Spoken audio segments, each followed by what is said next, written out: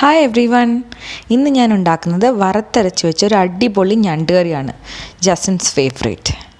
ഇതെങ്ങനെയാണ് ഉണ്ടാക്കുന്നതെന്ന് നോക്കാം നമുക്കിപ്പോൾ.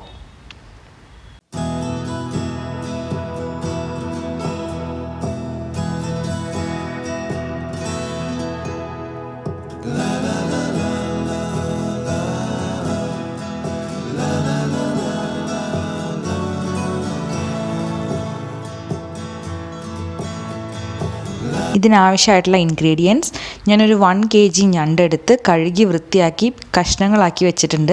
അതിനകത്തേക്ക് കുറച്ച് വെള്ളം ഒഴിച്ചു കൊടുത്ത് കുറച്ച് മഞ്ഞൾപ്പൊടി ഇട്ട് അതിൻ്റെ കൂടെ ഉപ്പും കൂടി ചേർത്ത് ഞാനിത് ആദ്യം ഒന്ന് വേവിച്ചെടുക്കാൻ പോവുകയാണ്. നിങ്ങൾക്ക് കറി ഉണ്ടാക്കുമ്പോൾ വേവിക്കാം, പക്ഷേ സെപ്പറേറ്റായിട്ട് വേവിക്കുന്നതാണ് കുറച്ചും കൂടി നല്ലത്. സോ നമുക്കിത് മൂടി വെച്ച് നന്നായിട്ടൊന്ന് വേവിച്ചെടുക്കാം. ഒരു 10-15 മിനിറ്റ് നന്നായിട്ടൊന്ന് വേവിച്ചെടുക്കാം.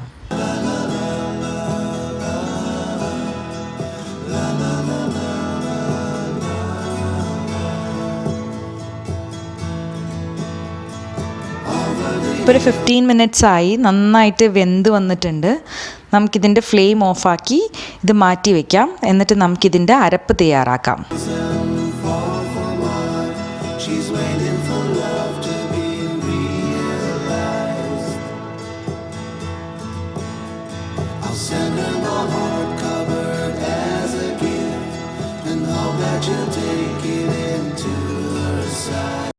ഞാനിവിടെ ഒരു നോൺ സ്റ്റിക്ക് പാൻ വെച്ചിട്ട് അതിനകത്തേക്ക് ഒരു 1.5 മുറി ചിരണ്ടിയ തേങ്ങ ഇട്ട് കൊടുക്കുകയാണ്. ഞാനൊരു 1.5 മുറി തേങ്ങയാണ് എടുത്തിരിക്കുന്നത്.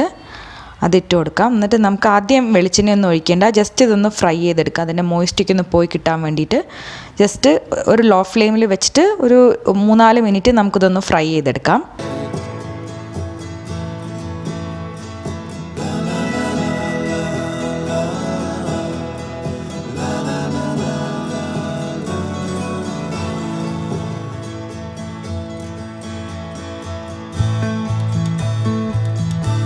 ഇപ്പോൾ അതിൻ്റെ മോയ്സ്റ്റൊക്കെ പോയി നന്നായിട്ട് വന്നിട്ടുണ്ട്. നമുക്കിപ്പോൾ ഇതിനകത്തേക്ക് കുറച്ച് വെളിച്ചെണ്ണ ഒഴിച്ചു കൊടുക്കാം. ആവശ്യത്തിന് വെളിച്ചെണ്ണ ഒഴിച്ചു കൊടുക്കാം. വെളിച്ചെണ്ണ ഒഴിച്ച് നമുക്ക് ജസ്റ്റ് ഒന്ന് മിക്സ് ചെയ്തെടുക്കാം. ഇത് തേങ്ങ എല്ലായിടത്തും വെളിച്ചെണ്ണ വരാൻ വേണ്ടിയിട്ട് നന്നായിട്ടൊന്ന് മിക്സ് ചെയ്തെടുക്കാം.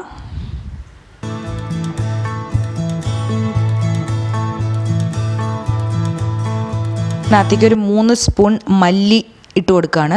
നിങ്ങൾ പൊടികളാണ് യൂസ് ചെയ്യുന്നതെങ്കിൽ നിങ്ങൾക്ക് ഇതെല്ലാം വറുത്ത അവസാനം നിങ്ങൾക്ക് പൊടികളിടാം. ഞാനിപ്പോൾ മല്ലിയാണ് യൂസ് ചെയ്യുന്നത്, അതുകൊണ്ട് 3 സ്പൂൺ മല്ലി ഇട്ട് കൊടുത്തു.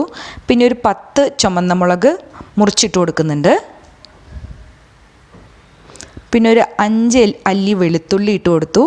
പിന്നെ ഒരു സ്പൂൺ കുരുമുളകും കൂടി ഇട്ട് നന്നായിട്ടൊന്ന് മിക്സ് ചെയ്യാണ്. ഇത് 2-3 മിനിറ്റ് ഫ്രൈ ചെയ്തെടുക്കാം.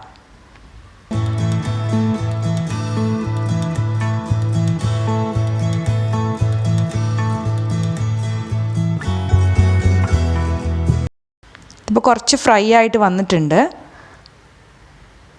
നമുക്കിതിനകത്ത് കഴുകി വെച്ചിരിക്കുന്ന കുറച്ച് കറിവേപ്പിലയും കൂടി ഇട്ട് കൊടുക്കാം. വറുത്തരയ്ക്കുമ്പോൾ കറിവേപ്പില ഇട്ട് അതിൻ്റെ കൂടെ ഫ്രൈ ചെയ്തിട്ട് വറുത്തരയ്ക്കുമ്പോൾ ഒരു നല്ലൊരു പ്രത്യേക ടേസ്റ്റ് വരും. സോ നമുക്കിത് കുറച്ച് നേരം ഫ്രൈ ചെയ്തെടുക്കാം. ബ്രൗൺ ആവുന്ന വരെ ഇത് ഫ്രൈ ചെയ്തെടുക്കാം. തേങ്ങ കത്തിപ്പോകാണ്ട് പയ്യെ ഇളക്കി കൊടുക്കണം.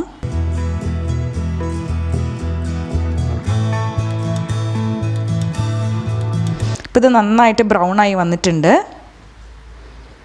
ഇപ്പം നിങ്ങൾ പൊടിയാണ് ഉപയോഗിക്കുന്നതെങ്കിൽ ഈ സമയത്ത് നിങ്ങൾക്ക് മല്ലിപ്പൊടിയും മുളക് പൊടിയൊക്കെ ചേർത്ത് കൊടുക്കാം. ഞാനിപ്പോൾ ഓൾറെഡി മല്ലിയും മുളകും ഇട്ടതുകൊണ്ട് വേറൊന്നും ചേർക്കുന്നില്ല. നന്നായി ക്രിസ്പി ആയിട്ട് വന്നിട്ടുണ്ട്. നമുക്ക് ഫ്ലെയിം ഓഫാക്കി ഇത് ചൂടാറാൻ വയ്ക്കാം. ചൂടാറിയതിന് ശേഷം നന്നായിട്ട് പേസ്റ്റായിട്ട് അരച്ചെടുക്കാം ഇത് മിക്സിയിലിട്ട്.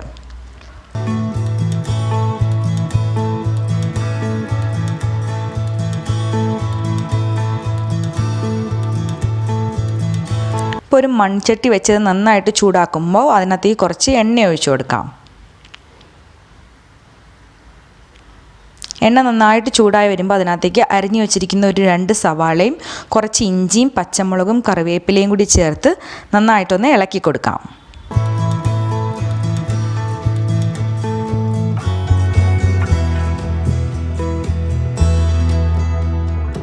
നന്നായിട്ട് വഴഞ്ഞ് കിട്ടാൻ വേണ്ടിയിട്ട് നമുക്ക് കുറച്ച് ഉപ്പും കൂടി ചേർത്ത് നന്നായിട്ട് വഴറ്റിയെടുക്കാം. ഇത്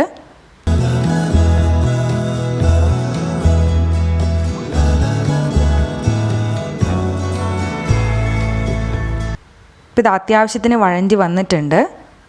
നമുക്കിതിലേക്ക് ഒരു സ്പൂൺ മഞ്ഞൾപ്പൊടി ഇട്ട് നന്നായിട്ട് ഫ്രൈ ചെയ്തെടുക്കാം.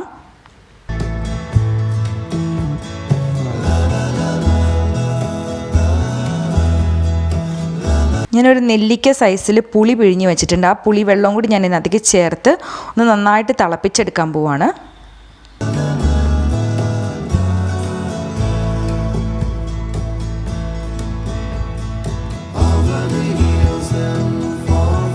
പുളിവെള്ളം ഒഴിച്ചത് നന്നായിട്ട് തിളച്ച് വന്നിട്ടുണ്ട്. സോ നമുക്കിതിനകത്തേക്ക് വേവിച്ച് വെച്ചിരിക്കുന്ന ക്രാബ്സ് ഇട്ട് കൊടുക്കാം. പയ്യെ അതിനകത്തേക്ക് നമ്മൾ വേവിച്ച് വെച്ചിരിക്കുന്ന എല്ലാ ക്രാബ്സും ഇതിനകത്തേക്ക് ഇടാം.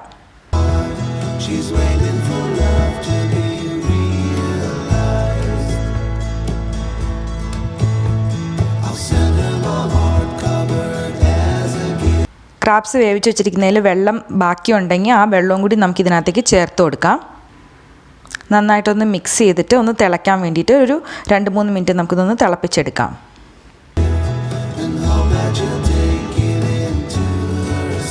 നന്നായി തിളയ്ക്കുന്നുണ്ട്. ഇപ്പോൾ നമുക്ക് അരച്ച് വെച്ചിരിക്കുന്ന അരപ്പ് ചേർക്കാം. തേങ്ങ വറുത്തരച്ച് വെച്ചിരിക്കുന്നത് അത് നമുക്ക് കുറേശ്ശെയായിട്ട് ഇതിനകത്തേക്ക് ചേർത്ത് കൊടുക്കാം. ഇതിൽ വെള്ളം കുറവാണെങ്കിൽ നമുക്ക് മിക്സിയിൽ കുറച്ച് വെള്ളം ഒഴിച്ച് ബാക്കിയുള്ള അരപ്പും കൂടി ഇതിനകത്തേക്ക് ചേർത്ത് നന്നായിട്ടൊന്ന് മിക്സ് ചെയ്തിട്ട് നമുക്ക് മൂടി വെച്ച് കുറച്ച് നേരം വേവിക്കാം. ഗ്രേവിയൊക്കെ ഒന്ന് കട്ടിയായി കിട്ടാൻ വേണ്ടിയിട്ട് ഒരു 10 മിനിറ്റ്. ക്രാബ്സ് ഓൾറെഡി വെന്തതാണ്, സോ കുറേ നേരമായിട്ട് വേവിക്കേണ്ട ആവശ്യമില്ല. പക്ഷെ എന്നാൽ ഗ്രേവിയൊക്കെ ഒന്ന് തിക്കായി കിട്ടാനും അതിൻ്റെ കൂടെ ആ മസാലയൊക്കെ ക്രാബിലേക്ക് പിടിക്കാൻ വേണ്ടിയിട്ട് ഒരു 10-15 മിനിറ്റ് നമുക്ക് മൂടി വെച്ച് ലോ ഫ്ലെയിമിലിട്ട് വേവിച്ചെടുക്കാം.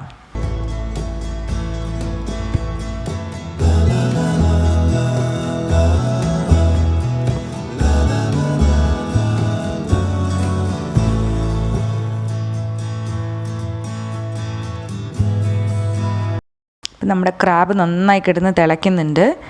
ഗ്രേവിയൊക്കെ കുറേശ്ശെ വറ്റി വന്നിട്ടുണ്ട്. നിങ്ങൾക്ക് ഇത്രയും ഗ്രേവി മതിയെങ്കിൽ നിങ്ങൾക്ക് ഇപ്പോൾ സ്വിച്ച് ഓഫ് ചെയ്യാം. പക്ഷേ ഇത് എനിക്ക് കുറച്ചും കൂടി ഗ്രേവി തിക്കായിട്ട് കിട്ടണം. സോ ഞാനൊരു 10 മിനിറ്റും കൂടി ഇത് മൂടി വെച്ച് ഒന്നുകൂടെ വേവിക്കുകയാണ്.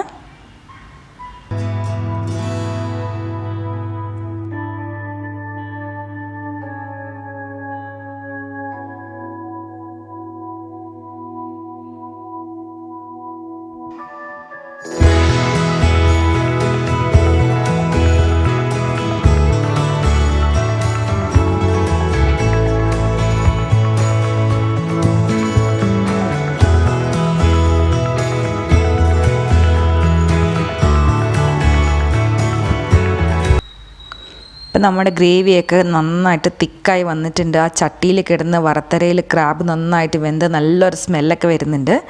സോ നമുക്ക് എന്തിൻ്റെ കൂടെ വേണമെങ്കിലും സെർവ് ചെയ്യാം. ചോറിൻ്റെ കൂടെയോ അപ്പത്തിൻ്റെ കൂടെയോ എന്തിൻ്റെ കൂടെ നല്ല ചൂടോടുകൂടി നല്ല ക്രാബ് കറി നല്ല സ്റ്റൈലായിട്ട് വന്നിട്ടുണ്ട്. സോ ഇതെല്ലാവരും ഒരു പ്രാവശ്യമെങ്കിലും ട്രൈ ചെയ്ത് നോക്കണം.